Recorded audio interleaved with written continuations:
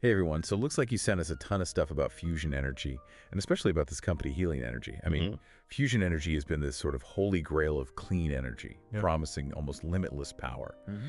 And the Helion. Helion seems to be making some pretty big waves in the field. So Mhm. we're going to do a deep dive today, try to unpack all this information and see what's really going on. We've got a YouTube video with Helion CEO David Kirtley, some pretty technical slides from a presentation they gave, a press release about their new facility, and even a letter they sent to the Nuclear Regulatory Commission and the IPGUDA to help us connect all the dots. We've got our amazing expert here with us today. Happy to be here. All right. So let's just start with the basics. Yeah. For anyone who's not totally up to speed, what exactly is fusion energy?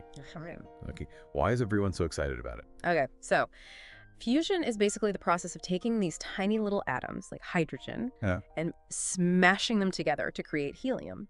And in that process, a tremendous amount of energy gets released, way more than you get from burning fossil fuels, or even from fission, which is what powers today's nuclear power plants. Okay. So it's kind of like squeezing a ton of energy out of these, Yeah. really tiny atoms. Exactly. It's like unlocking the power hidden inside the atom. Wow. And one of the things I found really fascinating, I think it was in one of the articles, was that fusion doesn't produce those greenhouse gases, that contribute to climate change, or the long-lived radioactive waste that we get from fission. You're right. Fusion is inherently a very clean process. You basically end up with helium, which is an inert gas, Yeah. and a much smaller amount of radioactive waste compared to fission. Okay, so we're talking about clean. Yeah. Abundant energy. I mean, Hmm. I could definitely see why there's so much excitement. But, Yeah. fusion has been just around the corner for decades now. Yeah. What makes Helion think that they can actually deliver on this promise? Well, they've got a different approach that sets them apart. In the YouTube video, David Kirtley, the CEO, talks about this pulsed non-ignition fusion. So instead of trying to make this continuous reaction, they're creating these really short bursts of fusion, Yeah. kind of like a series of controlled mini explosions. Okay. I'm trying to picture this. It's not like those giant, donut-shaped reactors we see in sci-fi movies. No, it's a totally different design. They use what they call a plasma accelerator Okay. to smash these two plasmas together. Plasmas are these superheated clouds of gas, and that creates the conditions needed for fusion to occur in these very short, controlled bursts. So essentially creating these tiny stars Yeah, right here on Earth. you could say that. It's pretty amazing technology. Sure. And this pulsed approach has some advantages over trying to maintain, a continuous reaction. One of the things that really jumped out at me in the video Yeah. was Helion's claim that they can generate electricity Mm-hmm. directly from the fusion reaction. What's that all about? Yeah, that's a big deal. And one of the things that makes Helion so innovative, most power plants, whether they're burning coal or using fission, rely on this whole heat to steam to electricity process. They use the heat to make steam, then that steam spins turbines, and that's how you get electricity. But Helion is trying to completely bypass that. They're designing their system to capture the charged particles that are released during fusion and convert that energy directly into electricity. No steam, no turbines, just pure energy conversion. Exactly. It's a much more direct approach. And it has the potential to be a lot more efficient and cheaper in the long run. Okay. So they're really trying to disrupt the whole energy industry, not just with fusion, but with a totally new way of generating electricity. They are. It's a bold vision. No. Let's talk about the fuel. One of the articles you sent over mentioned helium-3 as a potential fuel for fusion. Yeah. But I also remember reading that helium-3 is pretty rare here on Earth. Right. Helium-3 is very scarce on Earth. So where are they going to get it? Well, some people have even proposed mining it on the moon. Moon mining. Yeah. It sounds pretty sci-fi, but it's been seriously considered. Wow. But Helion has come up with a different solution. They have. They actually create their own helium-3 What? as a byproduct of their deuterium fusion process. Yeah, they're essentially making their own fuel. Exactly. It's a pretty clever way to overcome that challenge. It's incredible. Okay.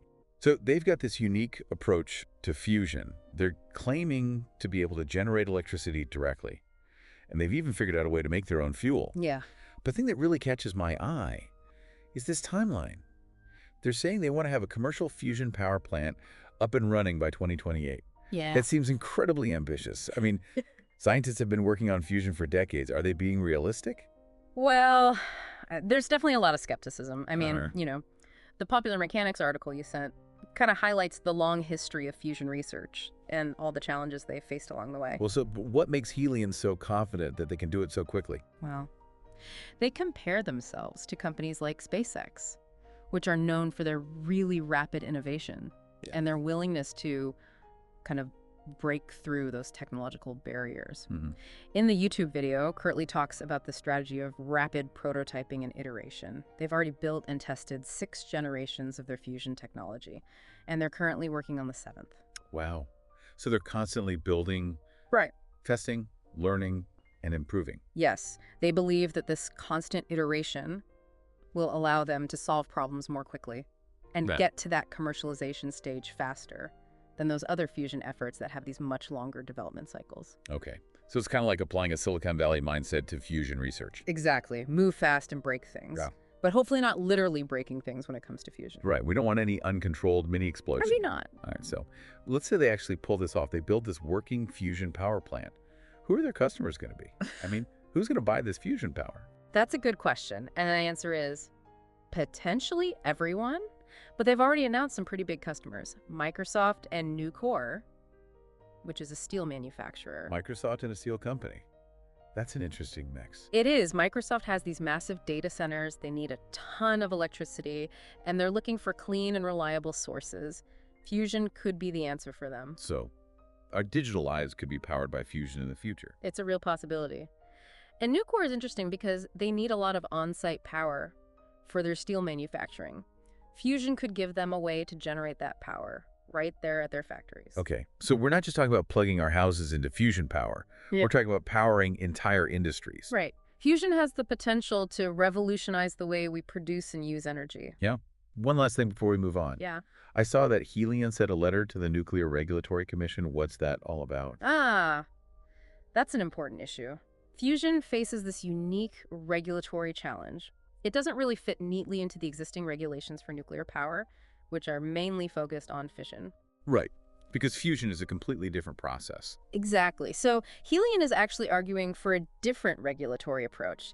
They think their fusion devices should be classified as particle accelerators. Particle accelerators. Yeah, like those big machines used in scientific research. They're arguing that the underlying physics of fusion is more similar to what happens in a particle accelerator than to a traditional fission reactor. That's an interesting argument. It is, and it could have big implications for how fusion is regulated in the future. Okay. This is fascinating stuff. I can already see why people are calling fusion a game changer. We've only just scratched the surface. In the next part of our deep dive, we'll explore those potential benefits in more detail and talk about what a fusion-powered world might actually look like. Stay tuned. Yeah, it really could be a totally different world. Absolutely. So let's get back to Helion's push for those particle accelerator regulations. What's the thinking there? Well, you see, fusion's all about these tiny charged particles, speeding them up to crazy high speeds. And that's kind of similar to what happens in particle accelerators, those big science machines. So are they saying that because the physics are alike, the regulations should be too? Yeah, that's the gist of it. In their letter to the NRC, they argue that those old nuclear regulations, they're all about fission. And fission has all those risks with radioactive stuff. Right, which fusion doesn't really have. Exactly. Fusion reactions, they're much more controlled. You need to constantly feed them energy to keep them going, and they make way less radioactive waste. So it makes sense that the safety rules should be different. That's Helion's argument. So how would that change things for them and the fusion industry as a whole? Well, one big thing is it could really speed up licensing. Because right now, getting a license for a new nuclear facility, that can take forever. It can take years, even decades. Which would be a killer for Helion with that 2028 deadline. Exactly. They need regulations that can keep up with how fast fusion's moving. But are there any downsides to treating fusion like a particle accelerator? Well, some people are worried that those particle accelerator rules, they might not be tough enough for a full-blown fusion power plant. Because a power plant is running 247 for years. Right. It's way more complex than a research facility. So those old rules might not be enough to keep things safe and reliable? That's one concern. What about public perception? Yeah, that's a tricky one. Nuclear power still kind of has a bad reputation. Because of accidents and radioactive waste? Right, so lumping fusion in with particle accelerators, it might not help people see it as something totally new and different. That makes sense. People need to feel good about this new technology. For sure, public acceptance is going to be huge for fusion to really take off. So we've got faster licensing and a more tailored approach, but also these worries about safety and public opinion. It's a balancing act. It really is. Okay, let's move on to those potential benefits of fusion. What are some of the big ones that Helion's highlighting? Well, one of the most obvious is just how much energy fusion could make. Practically unlimited, right? Pretty much, the fuel's deuterium from seawater. We got oceans full of that. Exactly, and the reaction itself makes very little waste. Unlike fossil fuels, which are finite and pollute. Or even fission with all that radioactive waste to deal with. Right, fusion's a clean slate energy source for centuries. It could be. What else does Helion say? Well, Curley talks about how fusion could be a huge part of tackling climate change. So we could cut back on fossil fuels big time. Yep, and get closer to a carbon-neutral world. That's the dream. It is. And it's not just about avoiding disaster. Fusion could help lift people out of energy poverty. Especially in those developing countries. Imagine everyone having cheap, reliable electricity. That would change everything. Healthcare, education, economies. Now, what about cost and thousands? Fusion's got to be affordable, right? Absolutely. That's a hurdle for any new energy tech. But Helion seems confident they can do it. Their whole pulsed non-ignition thing and that direct energy conversion, it's all designed to be super efficient and potentially cheaper. So they're not just trying to make fusion work, they're trying to make it work economically. They want it to be a viable business. That makes sense.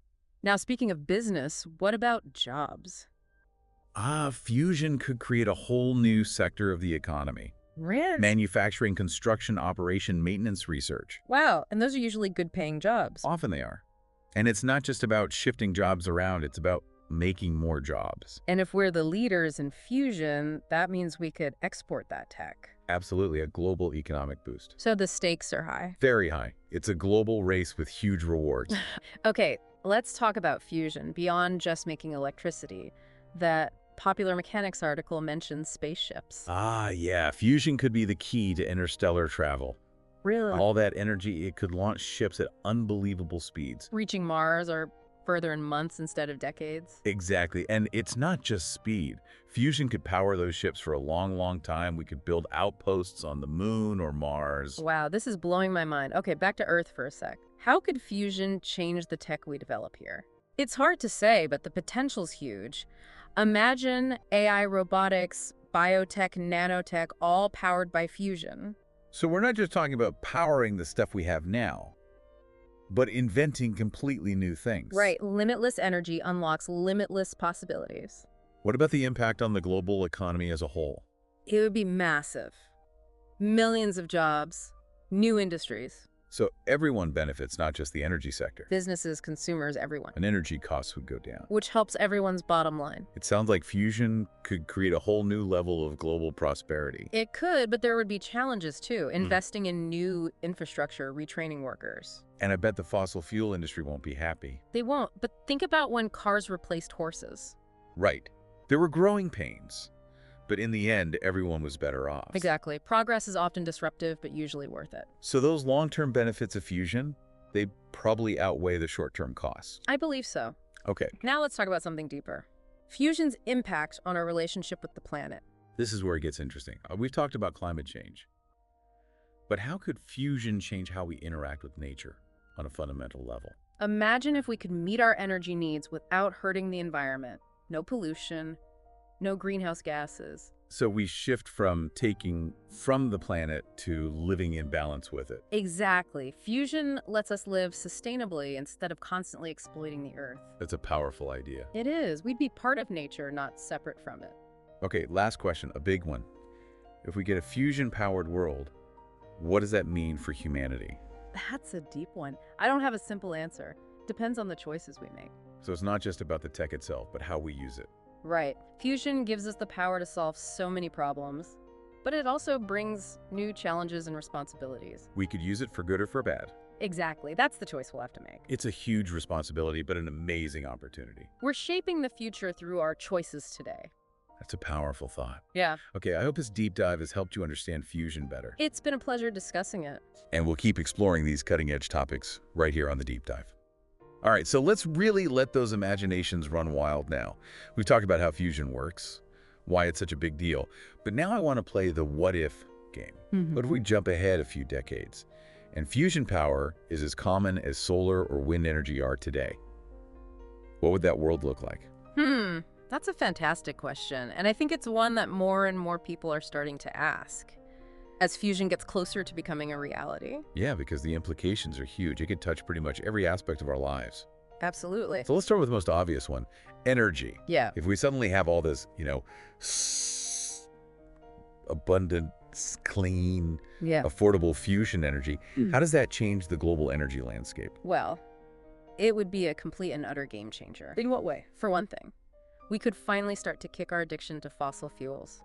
Those dirty, polluting energy sources that are driving climate change and causing all sorts of geopolitical problems. So we're talking about cleaner air, a more stable climate, maybe even fewer wars fought over energy resources. Potentially all of that. But it's not just about preventing bad things from happening. Right. Fusion power could also be this incredible force for good in the world. Wise. Well, think about all those people living in energy poverty, especially in developing countries. Fusion could give them access to cheap, reliable electricity, which could revolutionize things like healthcare, education, economic development. Wow. So it's not just about, making our lives better in the developed world. It's about lifting people out of poverty and improving lives all around the planet. Exactly. It has the potential to be a truly transformative technology. And it's not just developing nations either, right? I mean, developed countries would benefit too. They'd have greater energy security. They wouldn't have to rely so much on energy imports. this is really a win-win for everybody. It could be, of course. Yeah. There would still be logistical challenges, like building the infrastructure to distribute all this new energy. Right. But the fundamental problem of not having enough energy, that would be largely solved. Okay, so that's energy. But I want to zoom out a little bit now and think about some of the other potential impacts of fusion. One area that I'm particularly fascinated by is space exploration. How would abundant fusion energy change our ability to explore the cosmos? Oh. It would be like going from, riding a horse to flying in a supersonic jet. Wow, that's quite a leap. It is. Remember we were talking earlier about how fusion could power spacecraft to these incredible speeds that are basically impossible to achieve with our current technology? Well, that means we could reach destinations within our solar system and maybe even beyond, much faster than we ever could before.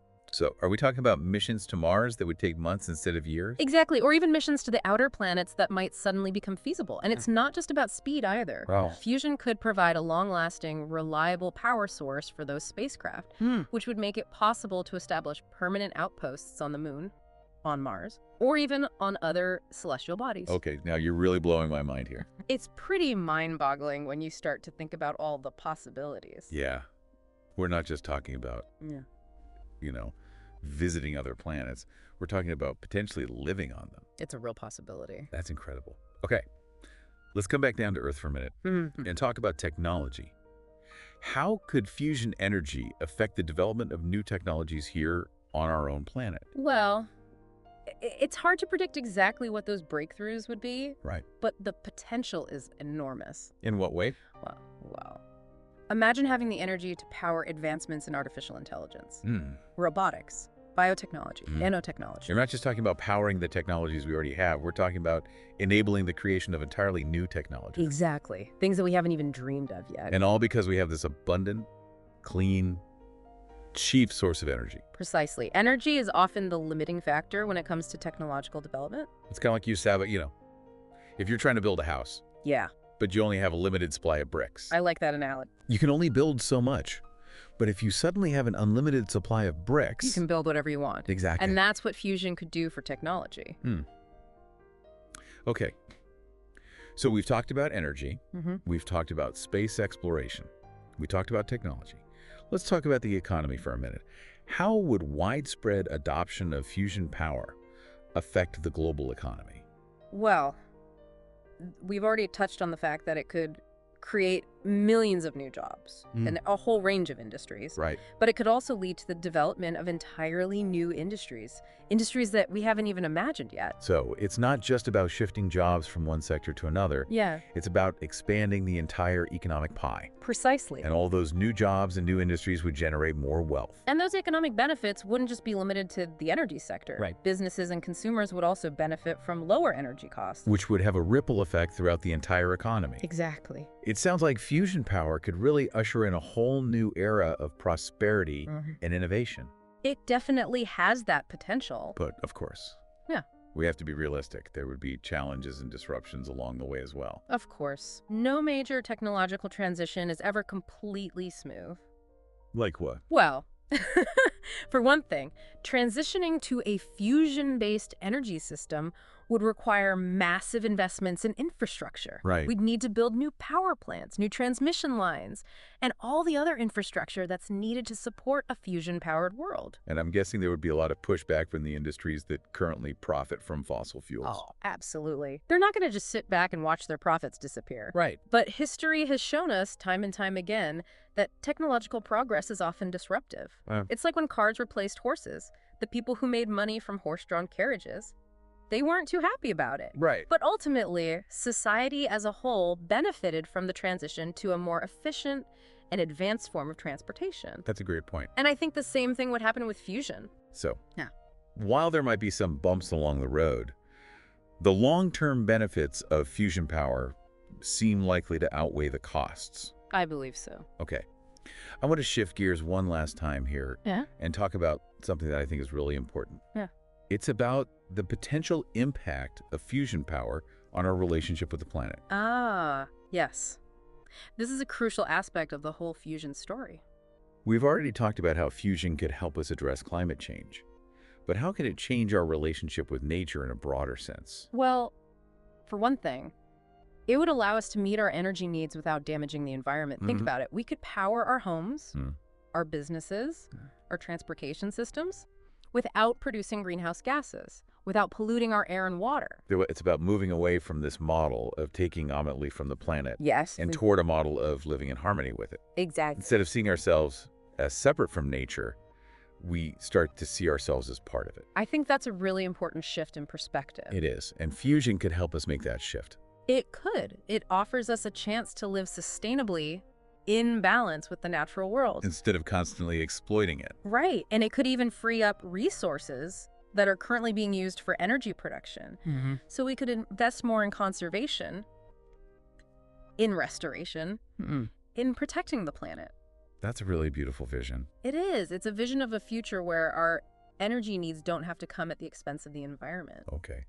One final question, and it's a big one. Huh.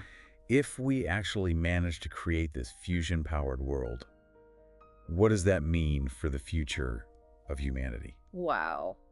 That is a profound question. It is. And I don't think anyone has a definitive answer. Right. It really comes down to the choices that we make as a species. So it's not just about the technology itself. No. It's about how we choose to use it. Exactly. Fusion power gives us the potential to solve a lot of the world's biggest problems. Yes. But it also comes with new challenges and responsibilities. It does. It's a double-edged sword. It is. We could use this power for good, To create a more just and sustainable world. or we could use it for the wrong reasons. To reinforce existing inequality and Yeah. power structures. It's a choice that we're going to have to make. And that choice will shape the future of humanity. It's a heavy responsibility, It is. but it's also an amazing opportunity. It is. As we explore the possibilities of fusion energy, I think it's really important that we also have these conversations about the ethical and societal implications. I completely agree. We need to be thoughtful and intentional about how we use this incredibly powerful technology. The future isn't set in stone. No. We get to create it through the choices that we make today. That's a really powerful thought. It is. Well,